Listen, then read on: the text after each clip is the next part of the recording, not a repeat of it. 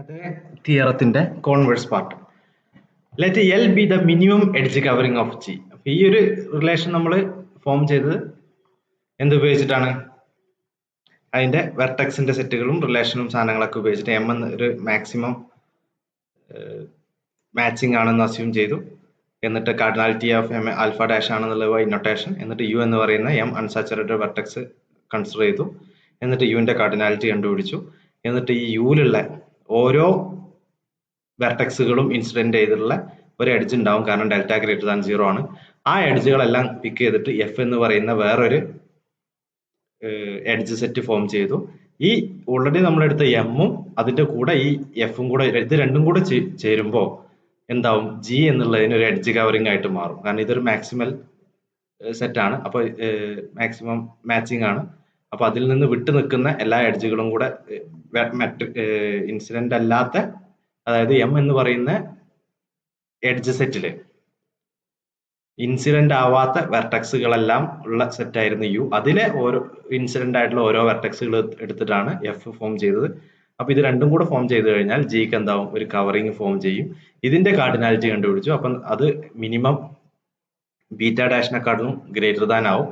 അതിൽ നിന്നാണ് n greater than or equal to alpha dash plus beta dash എന്ന് പറഞ്ഞ ഇനീക്വാളിറ്റി കിട്ടിയത്. ഇനി നമ്മൾ അസ്യൂം ചെയ്തത് let L be the minimum edge covering of G എന്നാണ്. എൽ എന്താണ്? മിനിമം എഡ്ജ് കവറിംഗ് ആണ്. അങ്ങനെയാണെങ്കിൽ അതിന്റെ കാർഡിനാലിറ്റിനെയാണ് ബീറ്റ ഡാഷ് എന്ന് ഡിനോട്ട് ചെയ്തിട്ടുണ്ടായിരുന്നത്. അപ്പോൾ cardinality of L is equal to beta dash എന്ന്. ഇനി എച്ച് എന്ന് പറയുന്ന വേറൊരു സെറ്റ് കൺസിഡർ ചെയ്യുക. H is equal to G of L. അതായത് എന്താണ്? The edge sub graph of G defined by L. അതായത് എൽ എന്തായിരുന്നു? Minimum edge covering of G ആണ്. അപ്പൊ ജി എന്ന് പറയുന്ന ഗ്രാഫിൽ ഈ എൽ എന്ന് പറയുന്ന മിനിമം എഡ്ജ് കവറിങ്ങിന്റെ ആ ഒരു എഡ്ജുകൾ മാത്രം വെച്ചിട്ട് ഫോം ചെയ്യുന്ന ഒരു സബ് ഗ്രാഫ് ഉണ്ടാവും. ആ ഗ്രാഫിനെയാണ് നമ്മൾ എന്ത് ഡിനോട്ട് ചെയ്യുന്നത്? എച്ച് എന്ന് ഡിനോട്ട് ചെയ്യുന്നത്. അതായത് ജി എന്ന് പറയുന്ന ഗ്രാഫ്, ആ ജിയുടെ ഒരു എഡ്ജ് സെറ്റ് ആണ് എൽ.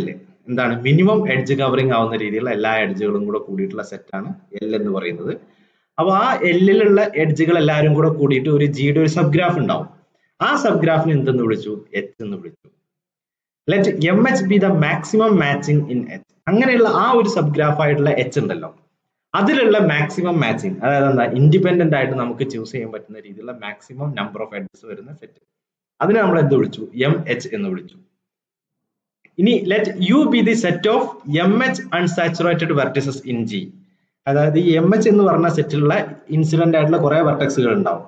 അതല്ലാത്ത വെർട്ടെക്സുകൾ, എച്ചിലുള്ള അതല്ലാത്ത വെർട്ടെക്സുകളുടെ സെറ്റിനെ നമ്മൾ എന്ത് വിളിച്ചു? യു എന്ന് വിളിച്ചു. അപ്പൊ എന്താണ്? L is an edge covering of G ആണ്. അപ്പൊ അതിൽ നിന്ന് നമുക്ക് എന്ത് കിട്ടും? H is A spanning sub graph of G ആണ്, കാരണം അത് കവർ ചെയ്യുന്നുണ്ട്. അപ്പോൾ സ്പാനിങ് സബ് ഗ്രാഫ് ആയിട്ട് ജിയുടെ എച്ച് എന്ത് കിട്ടും? ഒരു സ്പാനിങ് സബ് ഗ്രാഫ് ആയിട്ട് കിട്ടും. അങ്ങനെയാണെങ്കിൽ എന്താണ്? Cardinality of L minus cardinality of M H equal to എന്താണ്? Cardinality of L minus M H. അത് എപ്പോഴും എന്താവും? Greater than or equal to U ആവും. യു എന്ന് പറയുന്നത് എന്താണ്? എം അൺസാച്ചുറേറ്റഡ് ആയിട്ടുള്ള വെർട്ടെക്സുകളാണ്. അതിന്റെ കാർഡിനാലിറ്റി എന്താ വരിക? N minus 2 times cardinality of M H വരും, നേരത്തെ അതേ റിലേഷൻ തന്നെ. അതായത് cardinality of L plus cardinality of M H greater than or equal to എന്ത് കിട്ടും? എൻ എന്ന് കിട്ടും. ഇതും കൂടെ റീഅറേഞ്ച് ചെയ്തതാണ്. ഈ ഇതും കൂടെ റീഅറേഞ്ച് ചെയ്ത് കഴിഞ്ഞാൽ, കാരണം ഇവിടെ ഒരു M H minus M H ഉണ്ട്, ഇവിടെ -2 എം എച്ച് ഉണ്ട്.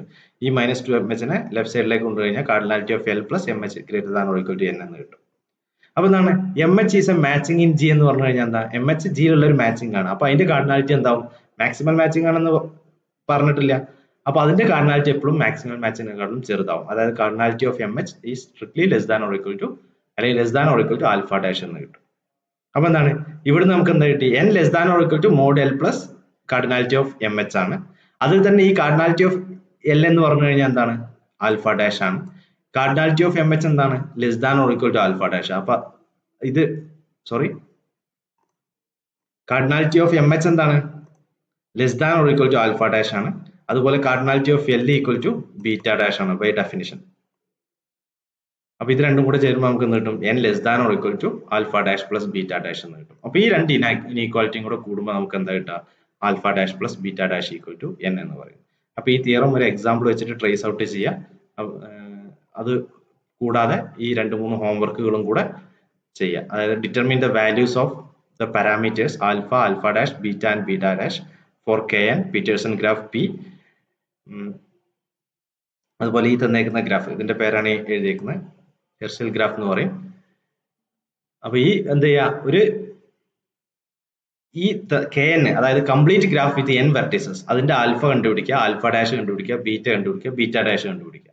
അതുപോലെ തന്നെ പീറ്റേഴ്സൺ ഗ്രാഫിന്റെയും ഈ വാല്യൂസ് ഒക്കെ കണ്ടുപിടിക്കുക. അതുപോലെ ഈ ഒരു ഗിവൺ ഗ്രാഫിന്റെയും alpha, alpha dash, beta, beta dash എന്നുള്ളതൊക്കെ കണ്ടുപിടിക്കുക. Second question, for any graph G with delta greater than 0, prove that alpha less than or equal to beta dash and alpha dash greater than or equal to beta. ഈ രണ്ട് ഇൻഇക്വാലിറ്റികൾ true ആണ്, just direct ആയിട്ട് തന്നെ prove ചെയ്യാവുന്നതേ ഉള്ളൂ. അതുപോലെ തന്നെ show that for a bipartite graph G, alpha beta greater than or equal to m and that equality holds if and only if G is complete.